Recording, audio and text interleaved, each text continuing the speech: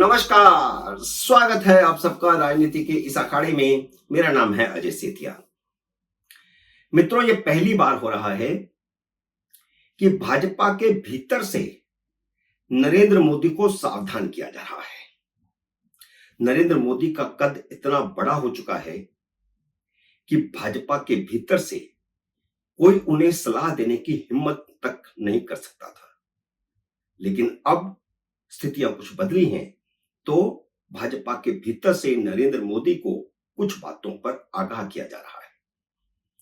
असम के मुख्यमंत्री हेमंत बिस्व शर्मा और उत्तर प्रदेश के मुख्यमंत्री योगी आदित्यनाथ ने कुछ खरी खरी बातें कहकर मोदी को आगाह किया है। असम के मुख्यमंत्री ने दो टूक कहा है कि सबका साथ सबका विकास वाली नीति छोड़नी होगी। योगी आदित्यनाथ क्योंकि कहने से ज्यादा करने में विश्वास रखते हैं और करने के बाद उनके संकेत ही काफी होते हैं कि वे क्या चाहते हैं, इसलिए उन्होंने पहले मुहर्रम पर दंगा फैलाने की कोशिश करने वालों को खुला चैलेंज किया और अब एक ऐसा कदम उठा दिया है जिससे राहुल गांधी, अखिलेश यादव, असदुद्दीन ओवैसी, ममता बनर्जी सब भड़क उठे हैं। यूपी प्रशासन ने हुक्म जारी किया है कि जिन रास्तों से कांवड़ यात्रा निकलेगी उन सभी रास्तों पर सभी दुकानदार और सभी रेडी वाले अपनी दुकान और रेडी पर अपनी नाम पट्टिका लगाएं, ताकि जिससे स्पष्ट हो सके कि वे हिंदू हैं या मुसलमान हैं। यूपी सरकार के इस कदम से मुस्लिम प्रस्त पार्टियां तिलमिला उठी हैं। कांग्रेस के प्रवक्ता पवन खेड़ा ने एक विशेष वीडियो जारी करके कहा है कि यूपी सरकार ने मुसलमानों की आर्थिक नाकेबंदी करने के लिए कदम उठाया है। असदुद्दीन ओवैसी ने कहा है कि यह कदम मुसलमानों का सामाजिक बहिष्कार करने के लिए है। अखिलेश यादव ने अपने एक्स हैंडल पर लिखा है कि कोर्ट को स्वयं ही इस पर संज्ञान लेना चाहिए। टीएमसी ने इस हुक्म के खिलाफ मानवाधिकार आयोग में शिकायत कर दी है, लेकिन मुजफ्फरनगर, जहां सबसे पहले आदेश जारी किया गया है, जहां से सबसे ज्यादा कांवड़िए गुजरते हैं, वहां के एसएसपी ने कहा है कि इस आदेश का मकसद कांवड़ यात्रा के समय शांति बनाए रखना है और इसका कोई मकसद नहीं है, क्योंकि पहले ऐसा होता आया है कि इसी बात को लेकर झगड़े हो जाते हैं और कानून व्यवस्था का सवाल खड़ा हो जाता है। और यह बात सच भी है। अनेक स्थानों पर मुसलमान शिव के नाम पर, कृष्ण के नाम पर, राम के नाम पर दुकानें चलाते हैं और वहां पर हिंदू जो बिल्कुल सात्विक होते हैं वे जाकर के खाना खा लेते हैं। तो इस तरह की बातें यूपी में बहुत सारी सामने आ रही हैं। यूपी में नहीं, देश के अन्य हिस्सों में भी सामने आ रही हैं और बाद में जब किसी को पता चलता है तो फिर झगड़ा होता है। योगी सरकार ने यह ऐतिहासिक कदम उठाकर देश भर के हिंदुओं को संरक्षण देने का एक मैसेज दिया है, क्योंकि कांवड़ यात्रा में देश भर के शिव भक्त आते हैं, जिनमें बड़ी तादाद में ओबीसी और दलितों की भी होती है।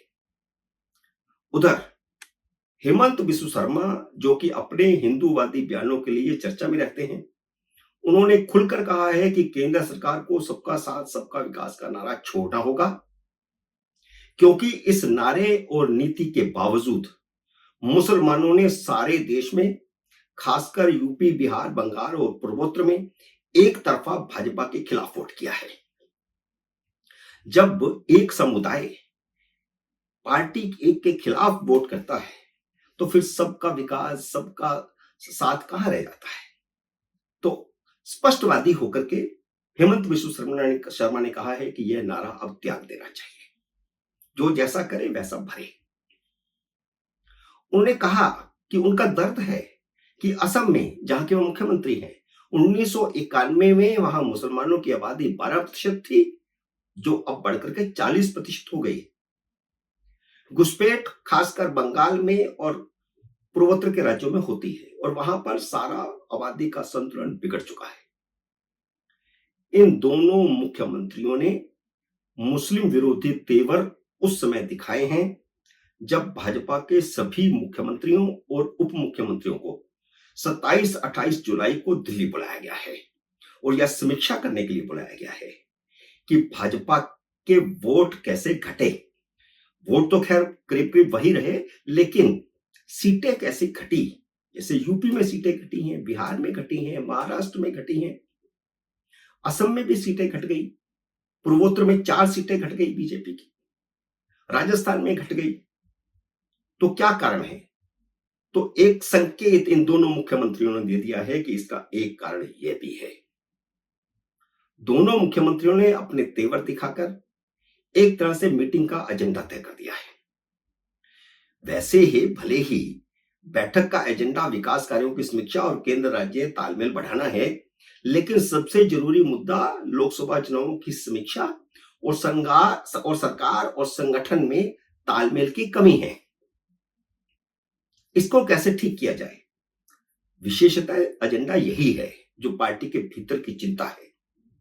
भाजपा को क्योंकि सबसे ज्यादा 31 सीटों का नुकसान यूपी में हुआ है, इसलिए योगी आदित्यनाथ के खिलाफ लगातार कई दिनों से लॉबिंग हो रही थी। इस लॉबिंग में दोनों उप मुख्यमंत्री केशव प्रसाद मौर्य और ब्रजेश पाठक को भी शामिल माना जा रहा था। ये दोनों ही अमित शाह के खास एक पत्रकार के करीबी हैं, जो बार बार लखनऊ जाकर योगी आदित्यनाथ के खिलाफ लॉबिंग कर रहा था। और ये दोनों ही उप मुख्यमंत्री उत्तर प्रदेश के उस पत्रकार को मिलने जाते थे। एक पत्रकार, सामान्य सा पत्रकार, टीवी चैनल में काम करता है, वह आकर के वहां पर 5 स्टार होटल में रुकता है और 2 उप मुख्यमंत्री और कई मंत्री लाइन लगा करके उसके सामने खड़े होते हैं और उस पत्रकार को अमित शाह के करीबी माना जाता है। भाजपा में यह चर्चा बड़े जोरों शोरों से चल रही थी कि इन दोनों ही उप मुख्यमंत्रियों का अब पत्ता कटेगा और इसके संकेत अब मिल गए हैं। योगी आदित्यनाथ को नरेंद्र मोदी की हरी झंडी मिल चुकी है। केशव प्रसाद मौर्य ने तो हाल ही में अपने एक्स हैंडल में लिख दिया था कि संगठन सरकार से बड़ा है, जो कार्यकर्ताओं का दर्द है वह उनका दर्द है। तो एक तरह से वह आक्रोश योगी आदित्यनाथ के खिलाफ प्रकट कर रहे थे और ऐसा माना जा रहा था, ऐसी एक हवा बना दी गई थी कि योगी आदित्यनाथ का पत्ता कटने वाला है। चुनावों से पहले और चुनावों के दौरान जो यूट्यूबर कांग्रेस के साथ मिलकर के काम कर रहे थे, अखिलेश यादव के साथ मिलकर के काम कर रहे थे, केजरीवाल के साथ मिलकर के काम कर रहे थे, वे तभी से कह रहे थे कि चुनावों के बाद योगी का पत्ता कटेगा। और वही लोग अब भी कह रहे हैं कि योगी का पत्ता कटने वाला है। उसको भाजपा के भीतर से कौन इशारे कर रहा है, यह भी स्पष्ट हो गया है। और जो ट्वीट केशव प्रसाद मौर्य ने किया था, उसे बाद में उन्हें हटाना पड़ा, हाईकमान के कहने पर हटाना पड़ा। तो एक संकेत साफ चला गया है कि उसे अब बर्दाश्त नहीं किया जाएगा। जो भी इस तरह की गड़बड़ियां करने की कोशिश पार्टी के भीतर से या सरकार के भीतर से करेगा, उसे बर्दाश्त नहीं किया जाएगा। और केशव प्रसाद मौर्य को तो दिल्ली में बुला करके डांटा गया है। प्रदेश भाजपा अध्यक्ष भूपेंद्र चौधरी ने भी प्रधानमंत्री नरेंद्र मोदी से मिलकर के हार के कारणों का 15 पेज का दस्तावेज सौंपा है। और यह पहला मौका है कि प्रधानमंत्री नरेंद्र मोदी ने किसी प्रदेश भाजपा अध्यक्ष के साथ प्रदेश भाजपा की रिपोर्ट पर चर्चा करने के लिए 45 मिनट दिए हैं। इतना ज्यादा समय पहले कभी किसी प्रदेश अध्यक्ष को प्रधानमंत्री ने नहीं दिया। और इस रिपोर्ट में बताया गया है कि भाजपा के ही कुछ नेताओं ने जातिवादी राजनीति करके भाजपा को हराने का काम किया। और पूरी समीक्षा के बाद योगी आदित्यनाथ को अपनी सरकार में बुलडोजर चलाने की खुली छूट दे दी गई है। उपचुनाव के बाद योगी मंत्रिमंडल के बड़े फेरबदल में 16 मंत्रियों का पत्ता कटेगा, जिसका संकेत योगी ने 30 मंत्रियों की अपनी सुपर कैबिनेट बना करके दे दिया है, जिसमें दोनों उप मुख्यमंत्रियों को शामिल नहीं किया गया। यह संकेत काफी है कि ये दोनों उप मुख्यमंत्री बदले जाएंगे। जिन 10 विधानसभा सीटों पर उपचुनाव होने वाला है, उनमें हर सीट पर 3-3 मंत्री लगा दिए गए हैं। एक विधानसभा सीट पर 3 मंत्री काम करेंगे और उनकी ड्यूटी है कि वे तीनों सीटें जीत कर आए। वहां पर अच्छे उम्मीदवारों की पहले खोज करें जो जीत सके, ईमानदार हो, जिनकी छवि ईमानदार की हो, भ्रष्ट ना हो और लोकप्रिय हो।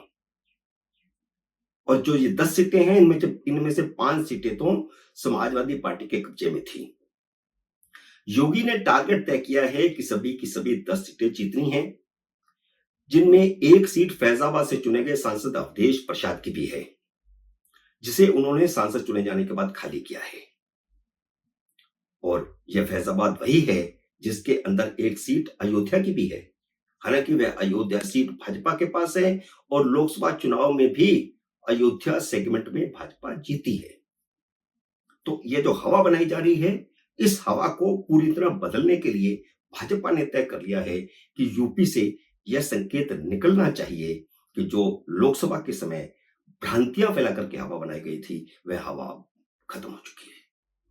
मित्रों, उम्मीद है मेरा ये वीडियो आपको पसंद आया होगा। इसे लाइक और शेयर कीजिए। अगर आपने मेरे यूट्यूब चैनल को अब तक सब्सक्राइब नहीं किया तो कृपया सब्सक्राइब करके अपना आशीर्वाद दीजिए। जल्दी मिलते हैं अगले वीडियो में किसी अन्य विषय के साथ। तब तक नमस्कार।